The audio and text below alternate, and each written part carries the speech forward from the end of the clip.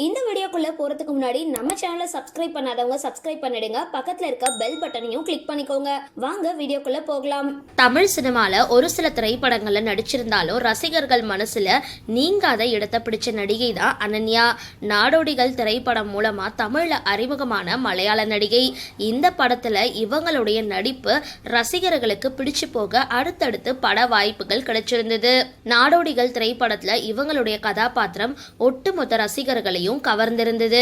இதை தொடர்ந்து சீடன் மற்றும் எங்கேயும் எப்பொழுதும் உள்ளிட்ட பல திரைப்படங்கள்ல இவங்க முக்கிய கதாபாத்திரத்துல நடிச்சிருந்தாங்க.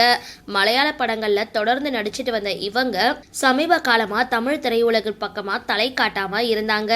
இறுதியா இவங்க சமுத்திரக்கனி நடிப்புல உருவாகி இருக்கிற திருமாணிக்கம் அப்படின்ற திரைப்படத்துல ஹீரோயினா நடிச்சிருந்தாங்க.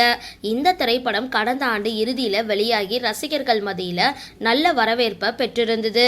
மலையாளத்துல பிரபல தயாரிப்பாளராக இருக்கிற கோபி கிருஷ்ணாவோட மகள் தான் அனன்யா. இதனாலேயே இவங்களுக்கு ஆரம்பத்துல இருந்தே பட வாய்ப்புகள் கிடைக்க தொடங்கி இருந்தது. த்ரில்லர் படங்கள்ல நடிக்கிறதுக்கு பெயர் போனவங்க இவங்க. மோகன்லால் கூட ஷிக்கர் அப்படின்ற திரைப்படத்துல சேர்ந்து நடிச்சிருந்தாங்க. த்ரில்லர் காட்சிகள்ல அனன்யா தைரியமா நடிச்சிருந்ததுனால மோகன்லால் இவங்கள மலையாளத்துல விஜயசாந்தி அப்படின்னு குறிப்பிட்டு சில இடங்கள்ல பேசியிருந்தாரு. அனன்யாவோட உண்மையான பெயர் ஆல்யா. திரை உலகிற்கு வந்த அப்புறம் தன்னோட பெயரை அனன்யா அப்படின்னு மாத்திக்கிட்டாங்க. தமிழ் மற்றும் மலையாள மொழி திரைப்படங்கள்ல பிஸியா நடிச்சுக்கிட்டு இருக்க இவங்களுடைய லேட்டஸ்ட் புகைப்படம் தற்பொழுது வெளியாகி இருக்கு.